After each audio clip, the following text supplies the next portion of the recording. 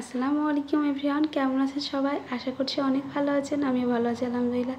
আমি আবারও হাজির হয়ে গেলাম আপনাদের সঙ্গে আরও একটি রেসিপি শেয়ার করতে। আজকে আমি আপনাদের সঙ্গে শেয়ার করব শাক ভাজির রেসিপি। এটা পাট শাকের ভাজি করে নিয়েছি, আপনাদেরকে দেখাবো এই পাট শাক ভাজি কীভাবে করতে হয়।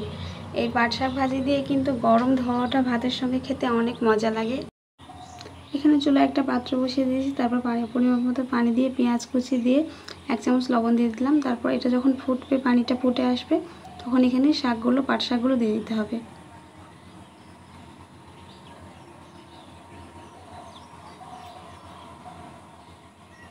তারপর একটা কাঠির সাহায্যে পাটগুলো পানির সঙ্গে মিশিয়ে নিতে হবে।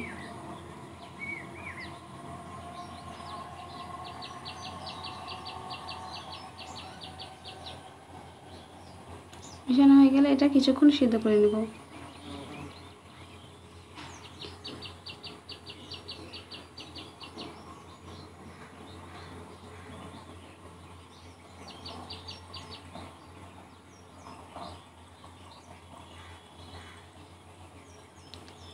দশ মিনিট মতো সময় লেগেছে আমার এই পাট শাকটা সিদ্ধ হতে।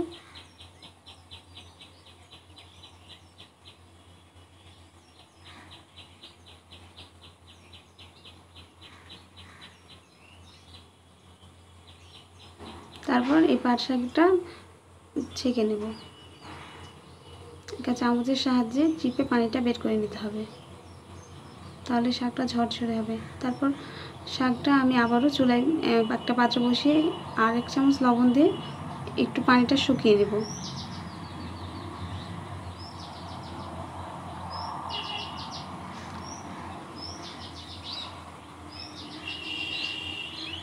তারপর আবারও চুলায় একটা পাত্র দিয়েছি। তারপরে এখন এখানে 2টা শুকনো মরিচ ভেঙে পরিমাণ মতো তেল দিয়ে একটু ভেজে নেব।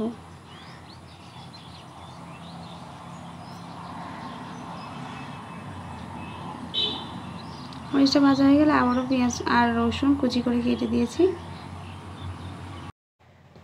পেঁয়াজটা যখন বাদামি রঙের হয়ে আসবে, তখন শাক ভাজিটা দিয়ে দিতে হবে।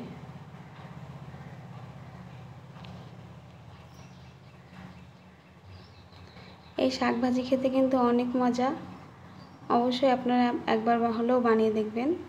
আমি একটা কাঠির সাহায্যে শাকগুলো ভালোভাবে ভেজে নেব, একদম ঝরঝরে হবে শাকগুলো।